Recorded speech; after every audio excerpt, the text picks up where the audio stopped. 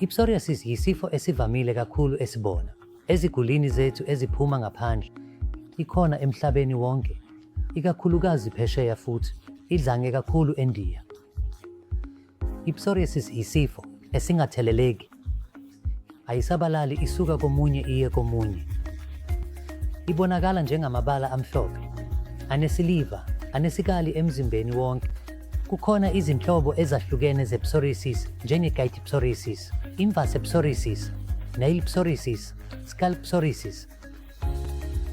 Ngokuvamile, i-psoriasis ayithinti isikhathi sokuphila komuntu, kodwa ingadala izinkinga ezaziwa ngokuthi i-psoriatic erythroderma uma umzimba wonke uhlanganiswe ngamabala e-psoriasis.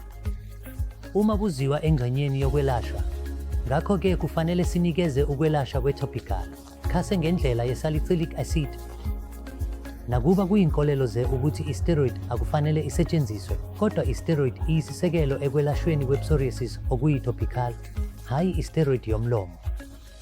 Singaphinde sinikeze i-retinoic acid, singaphinde sinikeze amalungiselelo e-Qualtang. Konke lokhu kuyizixube ezisetshenziswa phezulu esikhumbeni. Konke lokhu ukwelashwa kuyindlela yokulawula kuphela, awukwazi ukwelapha lesi sifo. Ngakho abantu akufanele bazizwe benengcindezi yengqondo. Ngalokho ngoba ukwelashwa kwesimanje, ukuvuselelwa, ukwelashwa okuhle sekufikile, ukulawula okuhle kukhona.